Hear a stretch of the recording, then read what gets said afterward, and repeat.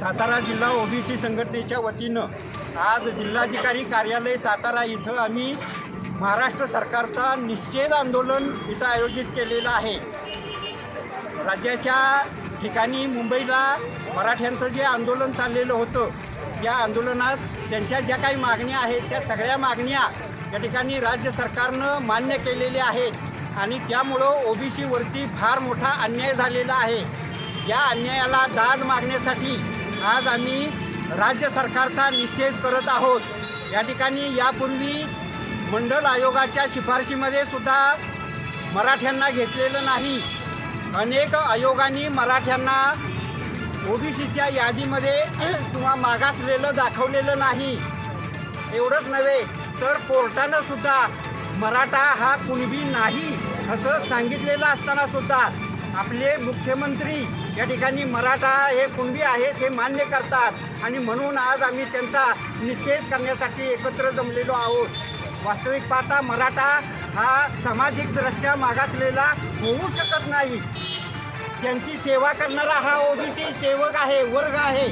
त्यांची कपडे आम्ही धुतो, त्यांची दाढी आम्ही करतो, त्यांना भांडी आम्ही पुरवतो, अशी त्यांची सेवा करून उपजीविका करणाऱ्या या ओबीसीमध्ये मराठे कसे काय येऊ शकतात आणि राज्य सरकार त्याला कसं काय घालू शकतं हे आम्हाला मान्य नाही। आणि मुळामध्ये 60% असणारा जो ओबीसी समाज आहे त्याला शासनानं 27% आरक्षण दिलेलं आहे।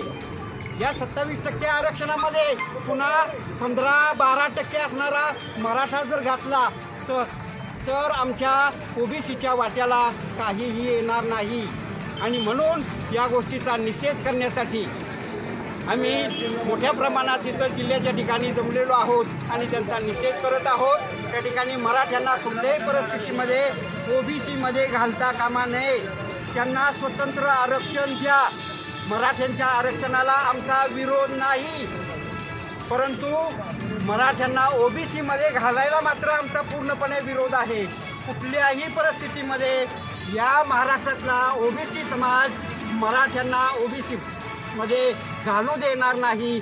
60% ओबीसी समाज जरांगेला जे मुंबईचं आझाद मैदान कमी पडलं, आम्ही 60% आहोत। आम्हाला अशी 4-5 मैदानं मुंबईमध्ये सरकारला निर्माण करावी लागतील।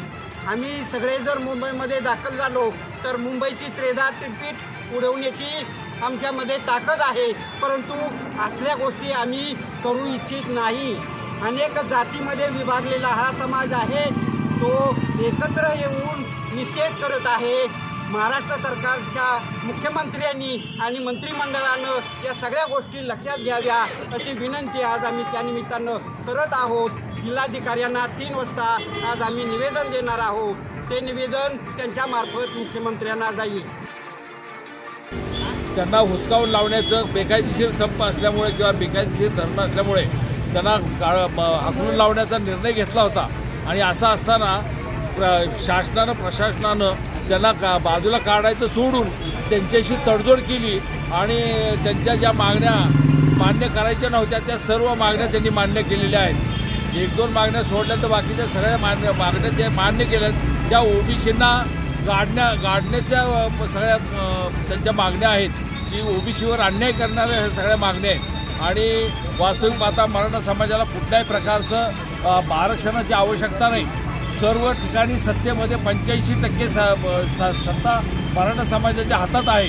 सर्व जातीच्या ह्याच्यामध्ये सर्व पक्षामध्ये मराठा समाज सत्तेवर म्हणजे आमदार खासदारमध्ये निवडून आलेले आहेत।